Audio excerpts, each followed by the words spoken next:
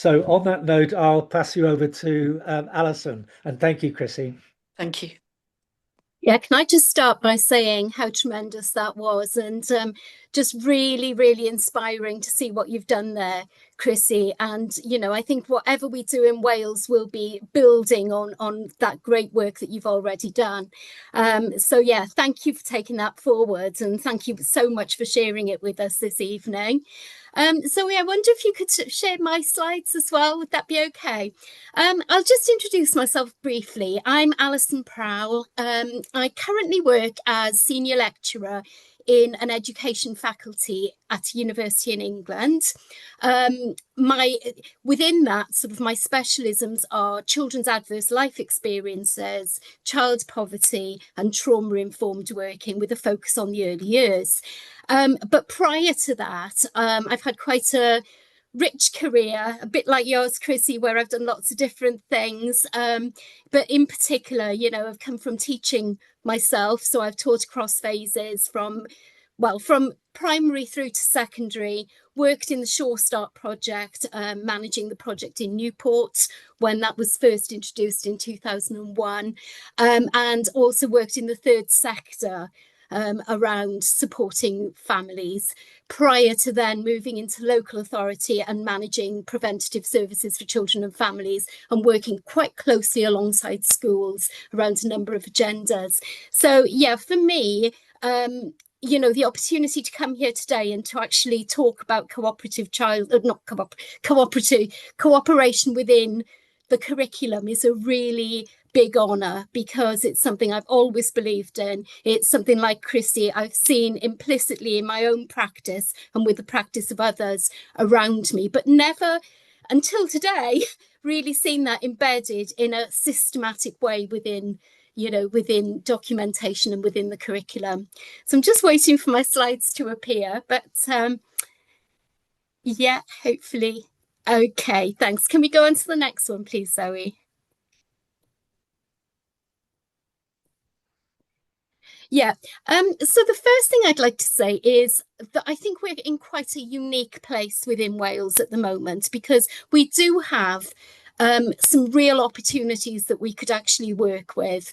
And like Dan said right at the outset as well, seeing cooperation as a really important aspect of solving some of the challenges, some of the difficulties that Wales faces in a really proactive and grassroots supported way. But the curriculum for Wales, I'm a great fan. As I mentioned, I'm working in England at the moment. But what I really love about it is that it's a curriculum that is a unified curriculum across all. It does away basically with the whole idea of phases and stages, and you have this integrated curriculum from 3 to 16 and beyond, which is underpinned by the same values, it's underpinned by the same purposes, and it also has the same areas of learning and experience.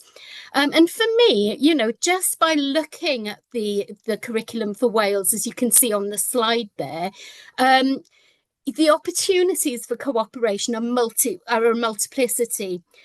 Almost when I was sort of trying to map this in my own brain, in preparation for today, I could think of things that would fit into each of those streams, or those areas that would reflect cooperation and would actually provide children and teachers with some really valuable and very robust ways of working and being. So I think there are ways in which the expressive arts, for example, health and well-being, certainly language literacy and communication, can all be supported by strong materials around cooperation, and also embedding those values and principles.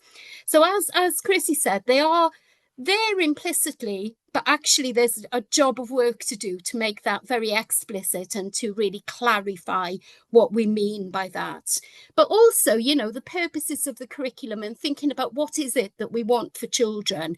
If education, as I believe, is all about children's outcomes, and has children at the heart of it, then, what about valuing them as enterprising, creative contributors, ready to play that full part in life, in work, in their societies and communities? What about those ethical aspects, whereby they're citizens of Wales, but also citizens of the world, and hold those values?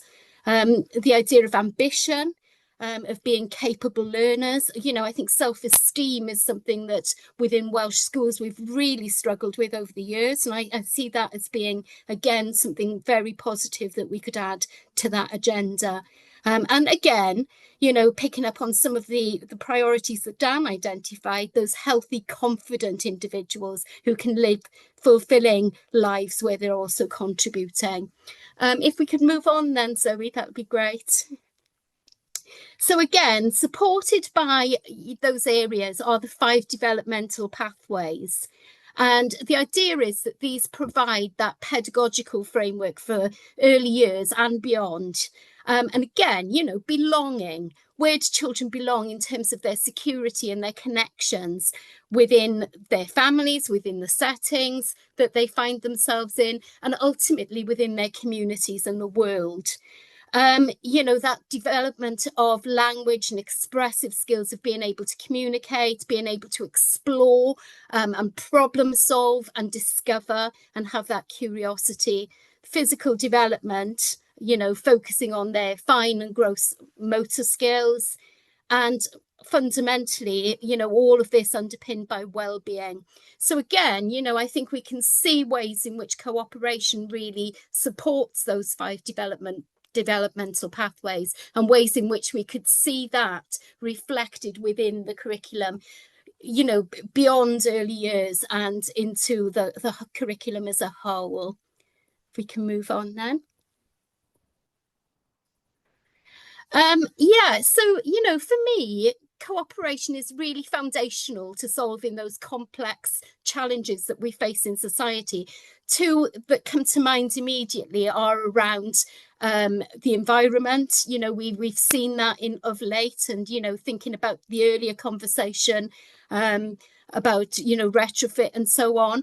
But also, for me, another big part of that is entrepreneurship, and the fact that within Wales we have the lowest levels of entrepreneurship in the UK, and the UK doesn't do particularly well in entrepreneurship. So there is a real challenge there to get people thinking differently, to embed that ambition, not just for self but for community within that aspect. And also, the case for me is that the early childhood play, learning and care, that supports holistic development, including curiosity, agency and social responsibility, all of which can be supported and enhanced through cooperation and through exploring cooperative models. In Wales, I like to say that we were very proactive in terms of adopting a children's rights perspective. I think we were the first of the 4 nations to sign up to the United Nations Convention on the Rights of the Child. And, to really embed that and to give children responsibility. I hate the idea of giving children a voice. They have a voice. We just have to enable them, or give them permission, or create the right environment for them to be able to use that voice. And for me, that's really fundamental and something that this could offer. And fundamentally thinking about that future generations agenda as well, could we, through embedding cooperation in early years education in Wales, but also beyond into the curriculum, really nurture those future change makers? And I'm thinking there are things like ethical entrepreneurs, environmental stewards, people who really make a contribution and are valued in doing so. If we can just move on then. Thanks. Yeah, so for me, what the opportunity is the early years provides a natural starting point for this work. But like Chrissy said, you can see the potential for embedding this right the way across from early years to that post-16 agenda. And, there would be some really advantageous benefits for doing that, particularly in relation to community continuity of values and purpose, providing those smooth transitions, strong collaboration across sectors. You know, I totally really reflect what Chrissy said. I've been working locally with some clusters, and I'm really impressed by the way that they're working at the moment and sharing practice, sharing ideas, and having that really comprehensive approach across ages and across settings. And that's a real opportunity that we've got there. And also beyond into, you know, some of the other areas that we look at, whether that's leisure, whether that's environmental, whether it's retail, we can see some really strong collaboration potentially coming from some of these models. And in particular, you know, I think that embedding it early hopefully creates that real world relevance, and then enables children not just to become lifelong learners, but to become lifelong contributors into their communities. It is embedding that communitarianism early, and hopefully keeping that as something that will act as a resilience factor for them throughout the rest of their lives. If we can move on then. Oh, sorry. And again, we think we've gone backwards. Oh, no. Yeah. We'll move forwards again because I'm just aware of time. But, you know, like Chrissy, I see play as being really, really important within this. And I've just outlined what some of those pedagogical strategies for embedding this work might be. You know, it could be community-based learning, mixed age projects. I think STEM in particular really offers some great opportunities here. But also, you know, really looking at those stories. Chrissy talked about the Rochdale pioneers, and you know, on the next slide I look at some potential Welsh models that we could use there as well.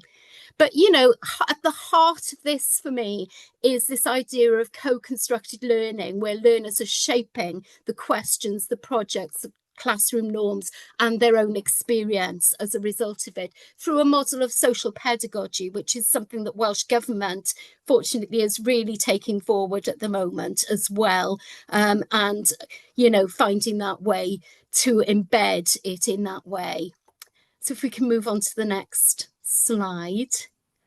So yeah, in terms of thinking about some cultural anchors, as Chrissy was talking about earlier, obviously we've got Robert Owen, and you know, we need to shout about that from the rooftops in terms of the beginnings of primary education and early years. But also, I'm a Tredegar girl. I'm from Sahawi.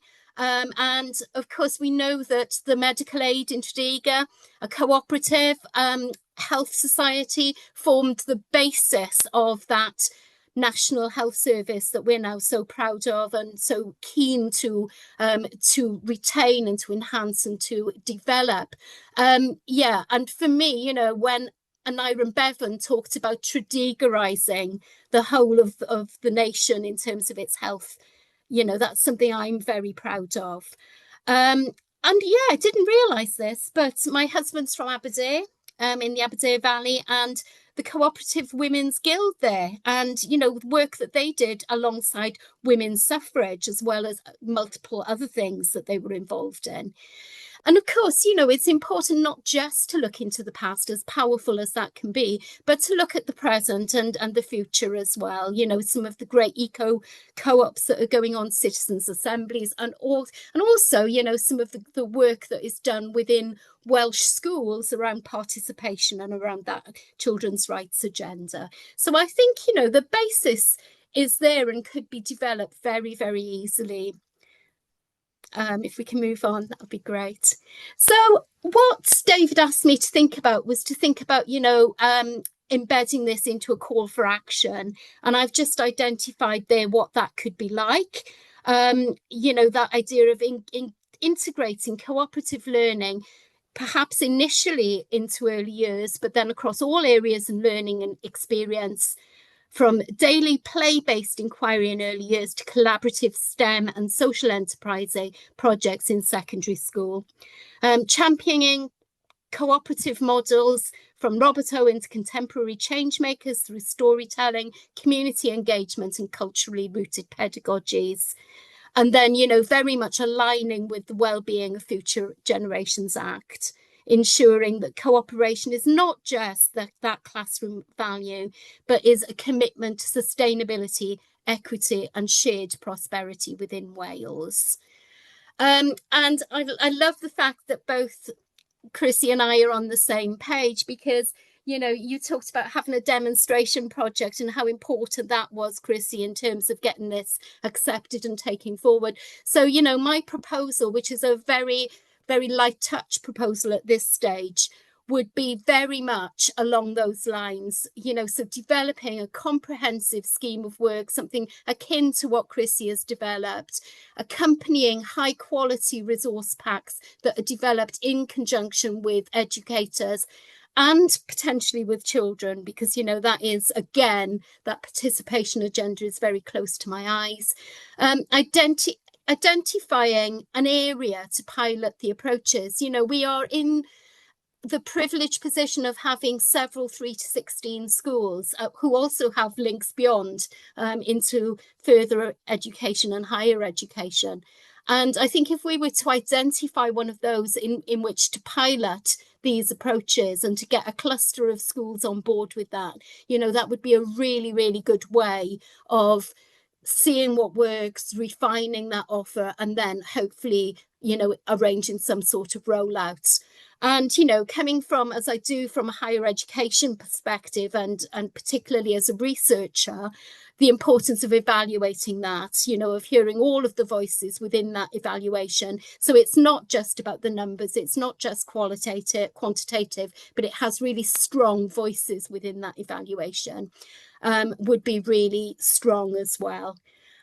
So yes, we're sort of like 9 minutes past, and I think we've got 5 minutes left, so I'll stop there. But my contact details are on the slides, and I'd love to touch base with yourself, Chrissy, certainly outside of this meeting, and talk about how we can collaborate further.